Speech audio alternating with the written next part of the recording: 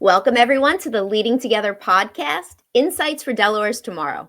In each episode, we sit down with Delaware's top minds and leaders, and they share their perspectives that help advance FSE's mission, which is to build capacity, raise awareness, and elevate school board leadership across the state. Today, we're honored to have Rita Landgraf, a former Secretary of Delaware's Department of Health and Human Services, and now a professor at the University of Delaware. Rita has spent her career championing health equity and essential services for Delawareans. Her work spans from implementing transformative mental health initiatives to expanding healthcare access through the Affordable Care Act. But now her roles include strategic advisors for health communities of Delaware. And Rita, she continues to drive impactful change in public health and policy advocacy. Most of this has been focused on underrepresented groups across the state. And in my opinion, Rita's life and her work offers valuable lessons in how boards can stay mission focused, foster alignment, and navigate challenges. And these are all principles that really resonate deeply with school boards and our communities. So through this conversation, I'm excited that she'll share practical insights on building high-performing teams and creating a culture of continuous improvement and leading with purpose.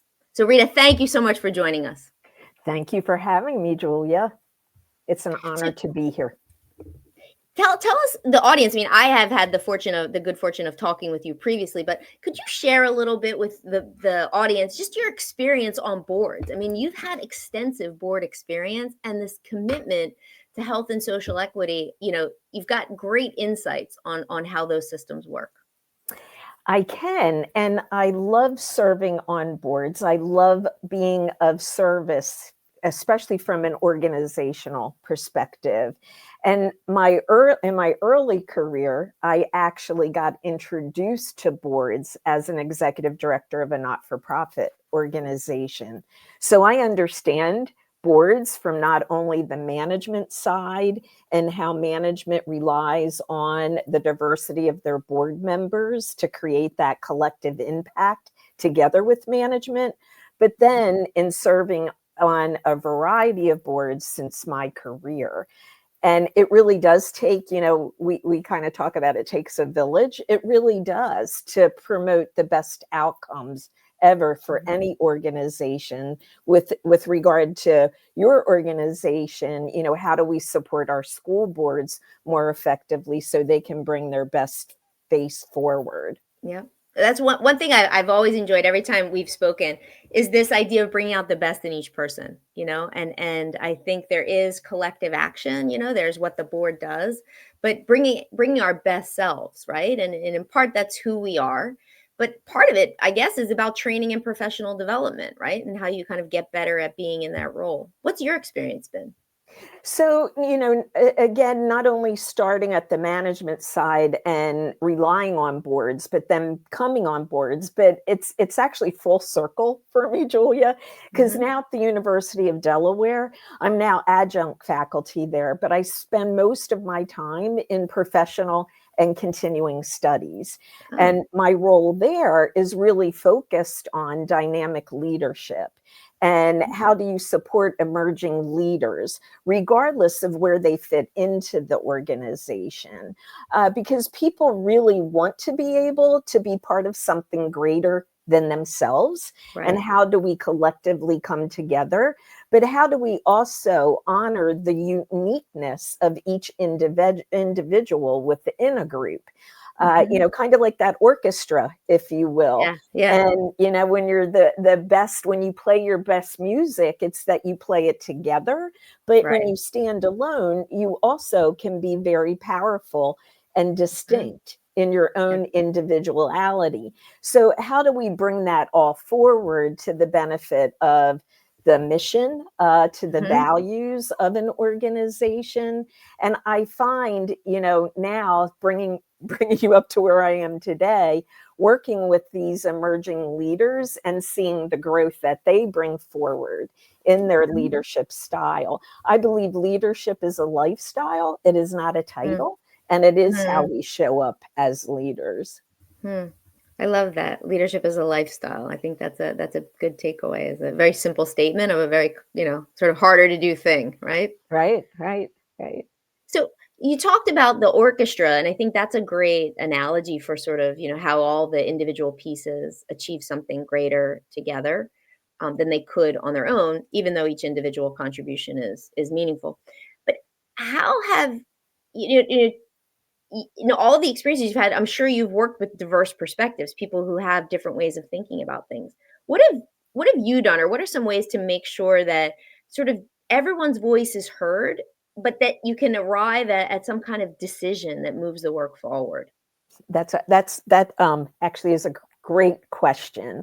And I honor people that many times want to challenge the status quo, because Hmm. sometimes great things come out of that challenge. But at the Hmm. same time, it's how you do the challenge of Sure. the status quo. And I find, that when things might be overly disruptive, to pull some tools out of the toolbox to help Hmm. guide not only the individual that might be struggling with where a board, for instance, might be going, but then Hmm. how do we reset as an entire board? And Julia, Hmm. I'm sure you know of, some of the strategic planning tools like that Right. SWOT Uh-huh. analysis, Uh-huh. right? Your strengths, your weaknesses, your opportunities, your threats. Like we all smile about that. But Hmm. sometimes that is just a great example of how do you get grounded Hmm. together and how do Hmm. you get unified together.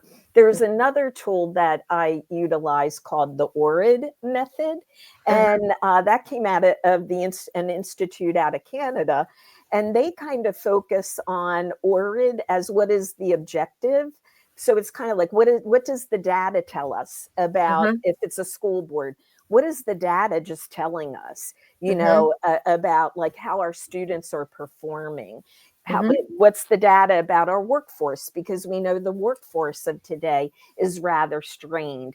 So it brings you back to the facts of what Hmm. you need to be focused on. Yeah. It also includes this thing called reflection, and the Uh-huh. reflection allows you to actually explore your own feelings. Uh. And it asks individuals to explore the negative feelings, Hmm. because feelings aren't right or wrong, they're Hmm. feelings, Yeah. right? And so you go through the negative, then you go through the positive feelings that you Uh-huh. might have in relationship to those objective facts that you just explored together. The Uh-huh. I is how do you interpret all of that? And Uh-huh. it's getting us cognitively ready to go to the decision making. And then the Mhm, D is decision making. How do you all arrive at what are the mhm, appropriate decisions at this mhm, time? The rules are consensus. But I found that some of these tools, and these are just two samplings of what you can use, mhm, actually moves groups forward, mhm, especially if there is a lot of diversity of thought.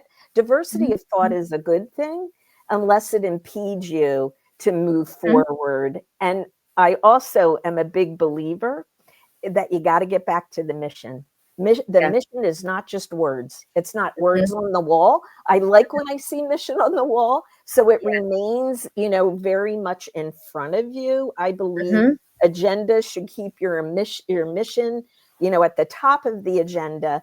And mhm. we do the conflict of interest usually in board meetings before Uh-huh. we take right our votes. Is there any conflict of interest?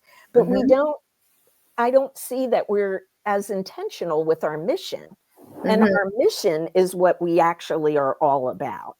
Right. So I recommend, that you stay focused on the mission, you stay Mhm, focused on the values, both your personal values, what brought you to the table today. Usually uh-huh. there's a compelling reason, your why. Right, Why are you right, there? right. Right? And Yeah. how does that relate back? And so when groups and individuals start, struggling with some things, how do you get Mhm. grounded? How do you get Right. grounded? Yeah, I love these tools. I mean, the SWOT analysis I'm familiar with. The ORID I wasn't familiar with, but I like that. I like that it also allows people. It provides a space for how people feel. sometimes I think when we're challenged to make a decision, if we don't have a space in which to put our feelings, we'd like to think that they haven't influenced what we've decided, but because they haven't been processed, they more than likely have. Um, but so you found that these tools allow you to make it more likely to build consensus among the board Consensus. members. Yeah. Yeah. And everybody gets heard, Julia, with that. Mhm. Everybody gets heard. You need a safe place for people to Right. be heard, but especially with those two examples, it almost enables that or and more because you are calling out the feelings and everybody can participate with their Right. feelings. Yeah. And you don't judge people's other feelings. You acknowledge that that's where Right. that person Yeah. feels. Yep, yep, yep. That's great. It's great advice, especially for our audiences. Boards, local school boards. I don't think that writ large people just generally understand the enormity of the decision that these these individuals have been tasked with making. It's huge, Some of these budgets are over $250 million. huge. There are tens of thousands of kids, right? Their lives, their futures, that are kind of riding on these decisions. And that must feel enormous, right? That must be a weight, right? And feeling supported and knowing you're making these decisions with others. I think that advice you gave is really, really helpful. And Julia, So can I pick up on that too? sure. Mhm. Because you brought up, the financial side of boards, and that is a huge responsibility, as you said. But Mhm. that's really, the responsibility of the board to be good stewards, as we Right. say, of the resources. Mhm. And it's, finances is a huge piece, but also is policy. School Yeah. boards make policy Mhm. decisions, Mhm. and usually a policy remains in play until it's intentionally changed. Right. So that policy could be embedded in that school structure for some Sure. time. And Sure. and so, that's just good governance. And I love governance Mhm. because there's so much opportunity for boards to play such critical role, and especially Mhm. in education. What is the education of today, but also what do we want in the future, that Yep. aspiration, and how does our policy along with our finance move us towards that Yeah, aspiration? right, right. And I love you probably heard this phrase, but what got us here won't get us there, right? So it Exactly does need to right. be evolving. So Yeah. so we'll flip to the second segment of this. You recently this we've talked much about your experience being on a board, how you got on a board, and what all of these tools, which I think were invaluable for me personally, and I'm sure for our audience. You were recently appointed to the board of Christiana Care. And that brings on, a new dimension of board leadership, which is kind of the recruitment and the skill building. So I wondered if you could just talk a little bit about what that process was like and what you learned from it. It was a tremendous process for me. So I'm on, and as Christiana Care is the largest health system in the state of Delaware. And Christiana Care, I started on their home health board. So they Okay. have several boards. They have the Christiana Care Health System Board. I'm not on that board. I'm on the next board, the Christiana Care Health Services Board. And Okay. that's more of the operational board. We do credentialing of the physicians, and is the financing, the strength of the financing meets the needs of the clinical and medical team. But what Mhm. I found very powerful, Julia, was just their process relative to not only the governance structure, but to ensuring that recruitment for Mhm. both them as the health entity, but the individuals being recruited are the Mhm. right fit. Yeah. And so initially, I was part of home health. I actually elevated to chair that board. I love that Mhm. opportunity.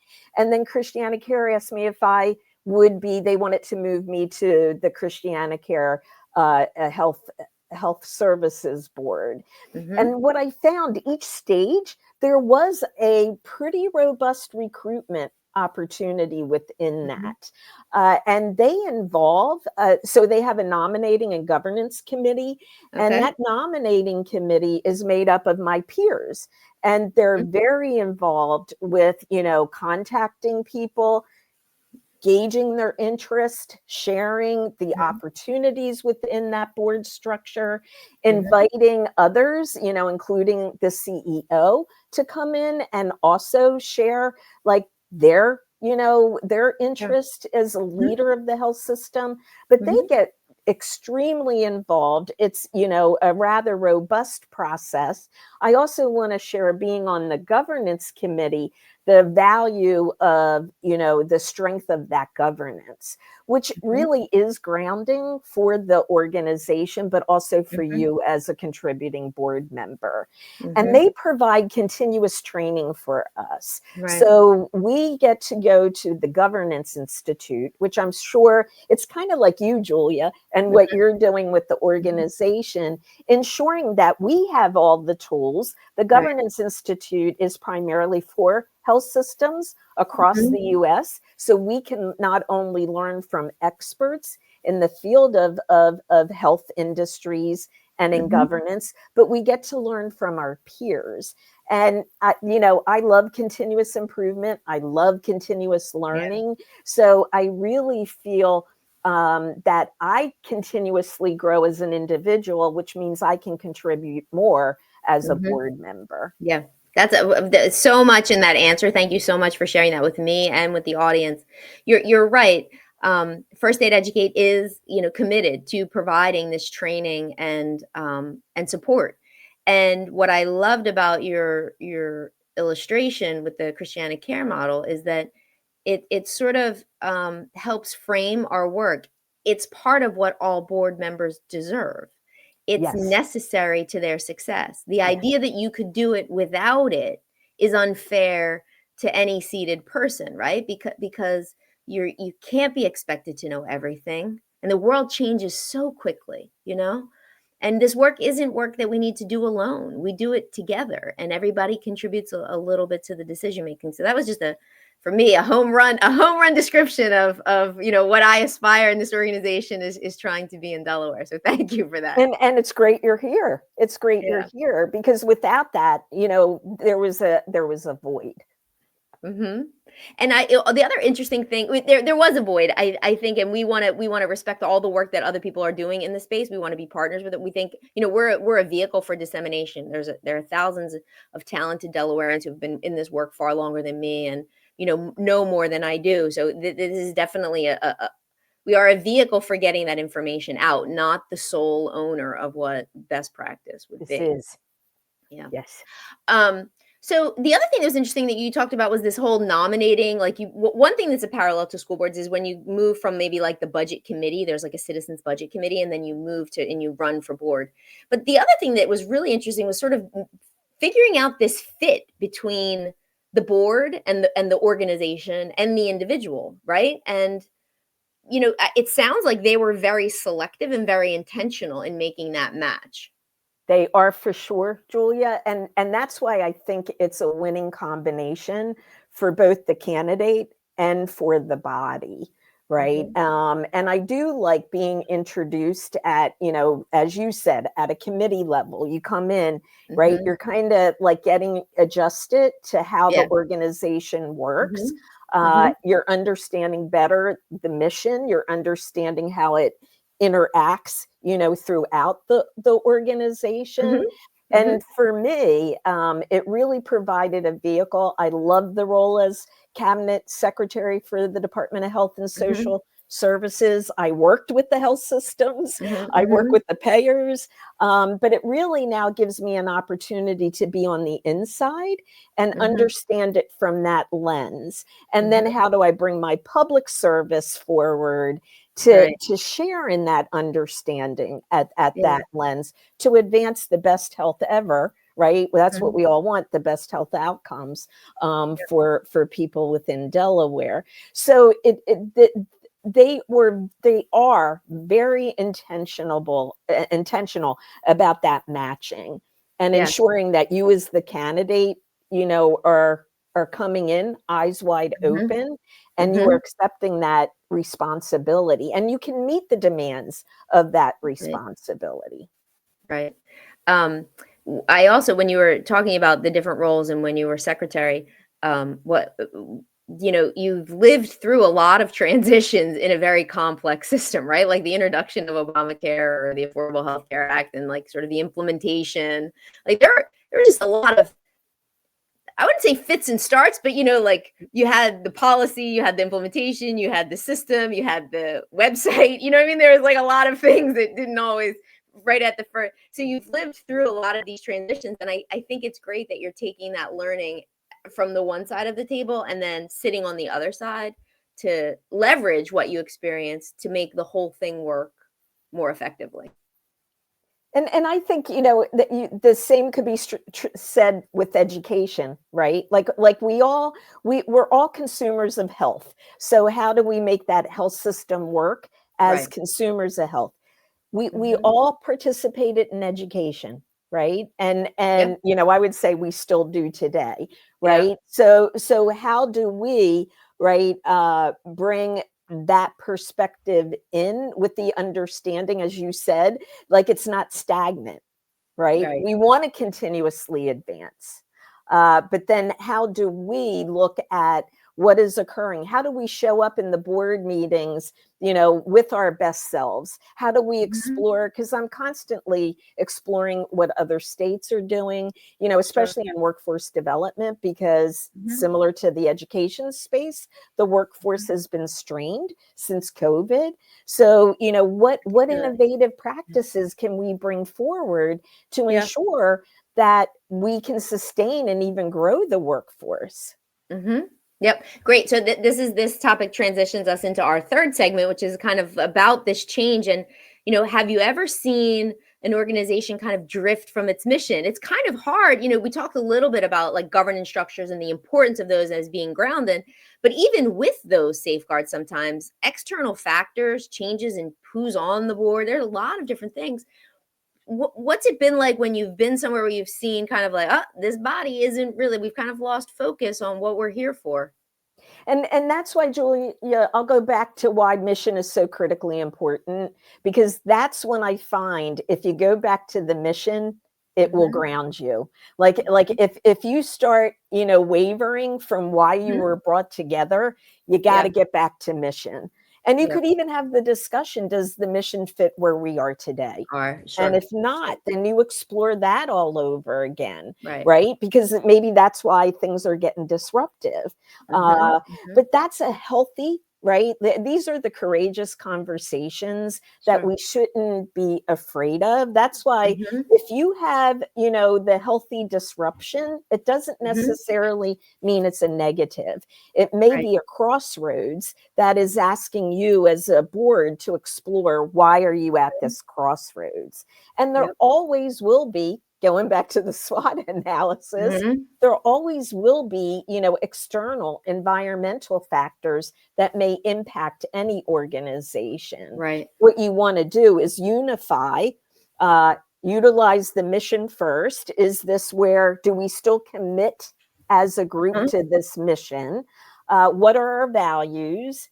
And then take Mhm. it from there. And that's why, Julia, like to utilize tools that can help guide that.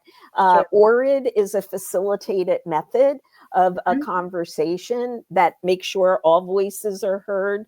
Hmm. That SWOT analysis is kind of more, kind of the facts, but people interpret what those facts are. Sure. And Hmm. there's quite a few others. How do you survive during this tremendous time of change? Change. Right. And that's what I would rely on. And they're so good out there. I'm fortunate to be at the University of Delaware, so really pull from the Learner School of Sure. Business to kind of Hmm. look at what are kind of the best tools that we can use depending on Hmm. what an organization may be faced with. Yep.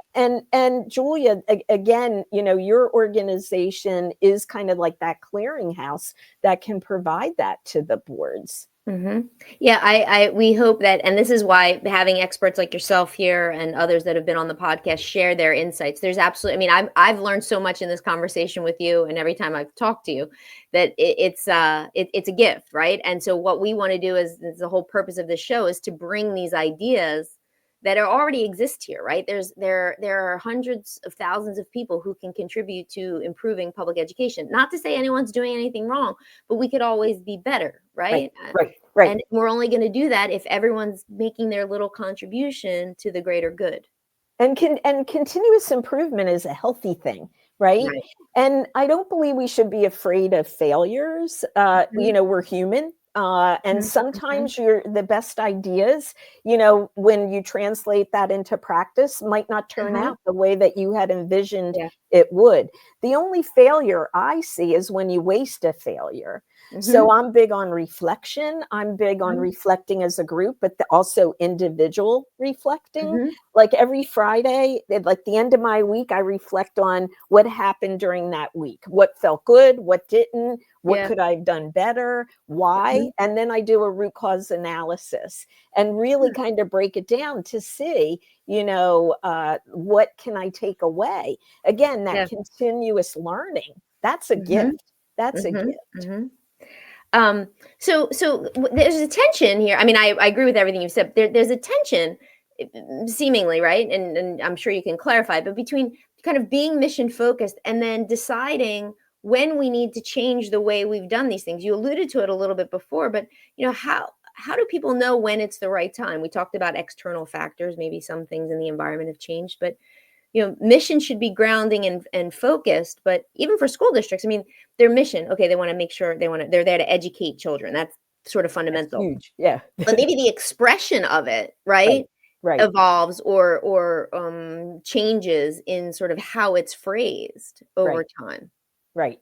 And maybe even Julia, it's not, especially in the world of education, it may not necessarily mean the mission would change, but what is your data telling you? Right. Mm-hmm. And then constantly bringing that to the forefront, and then Hmm. when you look at the data, then you do root cause analysis. Why are you seeing what you're Yep. seeing?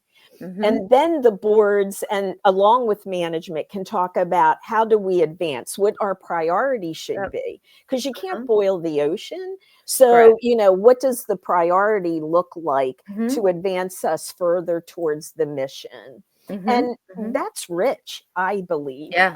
but it has to be intentional. Sometimes boards get into the business at hand, Hmm. and it becomes very like rote, if you will. Hmm. I always say bring some innovation back. Yeah. Remind yourself like this is the world of continuous improvement. Right. Boards have Right. the right to see the data, right? Hmm. To Hmm. better understand, and not just statistical data, but also what Hmm. are the families saying? What are the Sure. students saying? Right? And really, then all voices might not be on the board, but all Mhm. voices can still be heard.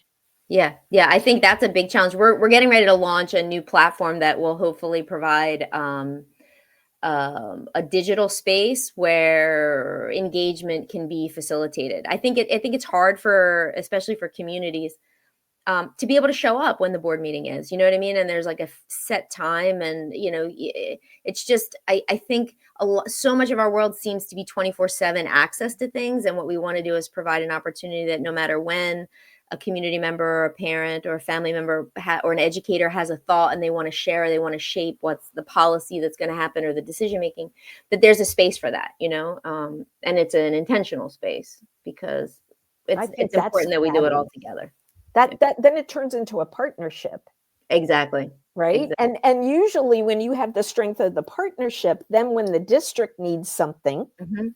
and may have to go out for a referendum, Exactly, right, the it's a partnership, community already understands it. 1000%. Yep, yep, yep, yep, great. Okay, so one last question for you, Rita, as we get to the end of this.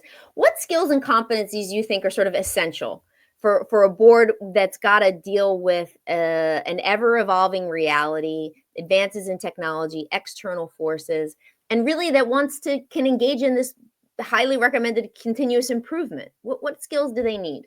So skills, I'm going to say some of the elementary things that come to mind is commitment, and that's not Mhm. necessarily a skill in of itself, but Yeah. it is a mindset, right? Mhm. That you have to come in with a commitment. that you are serving a really important role. But I would also say what I look for in working with boards is that diversity, not only the diversity of lived experience, but the diversity of a skill set. I want attorneys represented on the board. I want accountants and financial advisors represented on the board. I want people that, that relish in leadership. I said leadership is a lifestyle, not just the title, but you do need a level of organizational structure. I'm a believer in shared hierarchy, but I'm also a believer that, there comes a point where you need a lead, right? And so you do need that as well. And then also, I believe it's important to have those voices from the ground represented. I know school boards do, because they come from the community in which they serve. But also just that awareness that you're there to serve all. And how is that reflective at the board level as well? Yeah, diversity, I think, in its truest sense, diversity, right? In Like its not just sort of truest sense. the simplest way we can think of it. Really, it is diversity of thought. Logan Herring did a great podcast when he said that that's like one of the most important things that he looks for in a team. So Rita, this has been fabulous. Thank you for spending your day with us. We appreciate your time. I'm sure you're very, very busy. For me personally, I'm taking away the hopefulness around emerging leaders and what you talked about and what you're seeing at UD. This idea that leadership is a lifestyle and that we should embrace continuous improvement. The SWOT I knew, but this ORID I'm gonna test out. I'll aspire to reflecting at the end of the week. I don't know. It seems like I gotta work on that, but I'm taking a lot away from this, and most of all that we bring our best self. You've done that throughout your entire career. You continue to do that. You're making the world a place. You're making Delaware a better place, and you're looking out for the health and wellness of nearly 1 million people and their families. So thank you for your service. And thank you for yours, Julia. My pleasure. My pleasure. And to our audience, I hope you enjoyed the show. We look forward to hearing from you and see you next time.